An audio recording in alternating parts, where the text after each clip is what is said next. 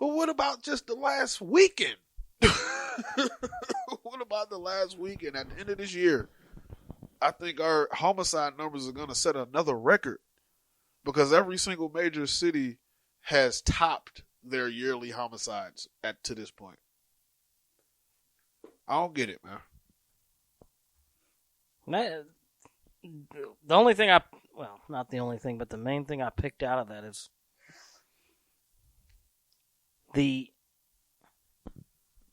why aren't children, why isn't there more outrage over children? Like, look at Sandy Hook. The dude went in there and blew kids away, and nothing changed. There was no kind of weapons ban or anything. And even some people said it was fake. And then you have children getting shot in Chicago, and nobody's marching on the street for fucking kids, and yet they try to pass these laws. Do it for the kids. Do it for the kids. Right. But then when the rubber meets the road, nothing really affects people when they see children dying. Right. I mean, that's an interesting point. It is, and I can't even begin to put my hand on it because you'll hear a lot of some of the rhetoric of, well, if that was happening to white kids, you'll know what would be happening. Right. But it does. It has. You said it. Sandy Hook. That school in Orlando.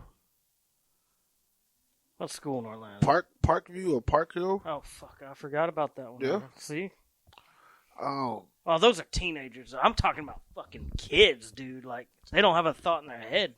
Right, man. Throughout this whole year, I think in just Chicago alone, it's between 38 and 50 children under the age of 14 that has been shot and murdered. Not the kids that were the delinquent kids, right? But there's one kid in Chicago that they actually targeted it. They targeted him. He was like 9 years old. They targeted him to get back at his uncle or something because the uncle was part of this gang. I don't get it, man. Where is the outrage? At least, you know what I mean? I can't, I'm no kind of activist, and I'm not gonna pretend to be some sort of activist, but I am aware, and I like to make other people aware. And the conversations that we are having are not really related to reality. You know what I mean? Mm-hmm. So, COVID, you know what I mean? The talk needs to be probably different from what we was having. It needs to be talking about, like we say, what's the middle ground of opening up, shutting down, making people wear masks, making people do that thing. But this talk that we having as far as violence, police brutality, all right, that's fine. There's no talk about just general violence, societal violence. Not even if it is a mass shooter, or because these black guys in these cities are mass shooters. These aren't. They're killing and shooting up 2, 3, 4, 5 people at a time. I seen a video. It was from New York City, like Brooklyn or something. Like 2 guys hop out the sunroof. They got machine guns. Another guy hop out the driver's side. He got a machine gun. Shot 5 people. Killed 3 of them. I don't get it, man. I don't know if it's what. So what's the usual culprits that they point to? Video games. No, because we always said that our generation was supposed to movies. Our generation was supposed to be the ones copycat killers. Yeah, definitely them copycats. Music, rap music, hip hop music, that emo rock music. Definitely country music. That should look at Vegas. Right. So I don't get it. And so that white dude killed a lot of people. Just brought gun after gun up the fucking elevators. Nobody said shit. I mean, heavy ass bags. Went through the employee hallways. They helped him. It's crazy. But he had that money. He paid for the top suite up there. What can be done to start mitigating.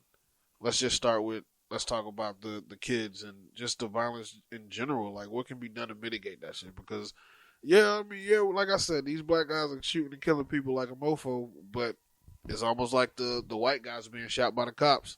In Omaha, the homicide rates are up.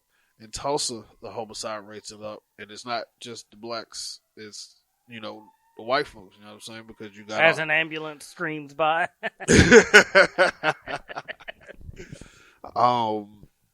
So what is it? I mean, do you get tougher on sentences? Do you try to make guns harder to get? Which in Chicago is extremely difficult to get. Don't stop anybody. No. They say they want to take away the assault rifles, but handguns commit almost like 70% of the homicides. Exactly. What do you do besides, like, the first thing that comes to my mind is more police. You just get a bunch of police on the street. Like, what if it do get to that point? What if... You need to tape that shit. I know, right? What if it can be like that to where, all right, let's just say we add more police, we keep the same kind of paramilitancy. I don't have a problem with that at all. But then you got your core of people that's like the visible people. You know what I mean? That's almost like the cops in the UK. They don't carry the guns. You gotta be a certain rank to carry a gun. There's gonna be a lot of them. Right. But you still just need that visibility. You know what I mean? I don't know, man. Nobody's gotten it right. I mean, there's no quick fix, and doesn't look like there's a fix. Affirmative Reaction Podcast. That's Jean Valjean, that. For you theater nerds out there. Well, that's that liberal arts degree. I can't talk. I went to film school, bro. It's my favorite musical. But no, I think we fail to talk about culture a lot when we start talking about a lot of things, man. I mean, if you want to talk about Les Mis, we can all day. I don't care, dude. No, I don't. Oh, shit. I did. I don't know much about the theater. You know Les Mis. You've seen the movie. I haven't. Oh, speaking of movies. Nah, I don't know if I want to get into all that. What, Social Dilemma? No, there's only like 1 or 2 points I wanted to make. I didn't want to go over the whole premise, the impact it has on society and all this shit. Yeah, I think the impact that it has on society is quasi bullshit. I don't know. Here's the main takeaway. What he's talking about is The Social Dilemma, available on Netflix now, documentary. Yeah, they're not paying for that goddamn plug. One of the main points I had was, this is paraphrasing, this is my own words, but there's no more civil discourse. Meaning, like me and you talking about something, coming to terms, like talking, having our points and agreeing and disagreeing and trying to understand each other. There's no more of that when this side has their set of facts and this side has their set of facts. Because when you have two people that think they know it, then you're just going to have an argument. You're just going to have fucking a battle. There's nobody talking about and trying to find a meet in the middle. Yeah, the center point. Yeah, that's true. The social media has definitely played a big role in that part with the tribalism and things like that. But where I disagree with that program at is I guess more so the pessimism that everybody had, that the people or the users either will never be able to become aware unless there's just this movement of people telling them. Because I feel like it discredits the users. It don't give enough credit to the users and their choices. Well, the whole thing was they're talking about the addictive nature of some of these things. Yeah. And you can go on, we could argue all day about the choices a heroin addict makes when sometimes that's out of their hands.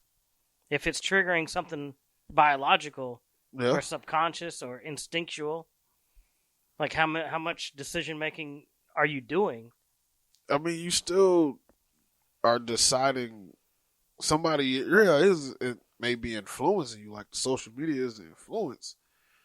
But I give the users and the people a tad bit more credit.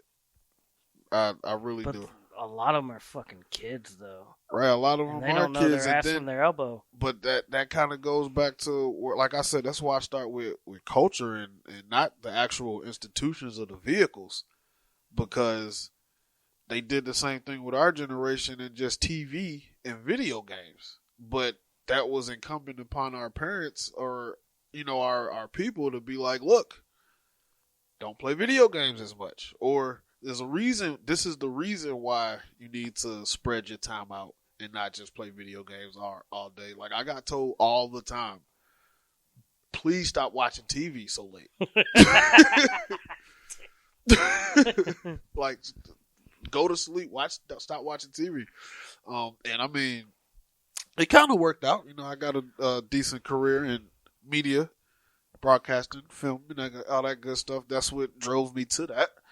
But like I said, I give the users more credit. I maybe even give the kids more credit, man, and possibly their parents to a certain extent.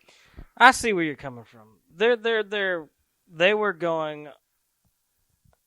If you've ever seen Terminator, yeah, and the Skynet and the future, and right, the machines are controlling everything. They're using us as slaves, and they were definitely going down that route. When there is a lot of positive benefits to technology, and that's why I said I didn't like everyone who was interviewed was extremely pessimistic. Yeah, and everyone that was interviewed was ex-employees. Exactly, that's the first thing I pointed out of those companies. And I felt the same way I feel about the black elites when they start talking about the system. I have a bit of a disdain where some sort of elite is telling you how the area that they were in, and they're one of the elites, they telling you is messed up, so you need to, I'm fixing it. I'm the one that's going to make you aware of it. I found it also interesting that not mostly everybody, but it was at least 5 people interviewed, was part of this technical organization that the main guy had founded, the Center for Humane Technology. Oh, really? Right. And so it's another important thing I like to point out, especially when watching programs like that and documentaries like that. Pointing out the bias. To that gives me a little bit more context and influences how I should feel about the program. And that's part of why they were successful in their positions and why the social media is so successful, because they told you they take psychology classes. And part of our curriculum in film school is psychology as well, to understand how to manipulate people through a certain medium. You know what I mean? And all they're telling you is, all I heard is just how they did their job or their process. Not necessarily. I didn't feel like anything nefarious is going on. You know what I mean? Even though they're doing this purposely, like they place the ads, they do all that. I mean, literally, it's just advertising. Yeah. That's been going on in every form of media since day one. Yeah, I was telling my girl when we was watching it. So essentially the same conversation was had when television first came around. So part of a lot of families' gripes. Elvis shaking them hips. No, it wasn't the content. It was just the fact that people started watching TV. Like, people started having dinner in the living room. You know what I mean? That's how we got the TV dinners. That's how we got those tray tables. Like the early 60s, mid 60s. You're talking about TV, the TV right. dinner trays. And yeah.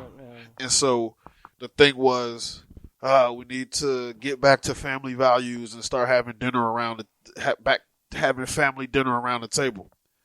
And that was like the industry saying that.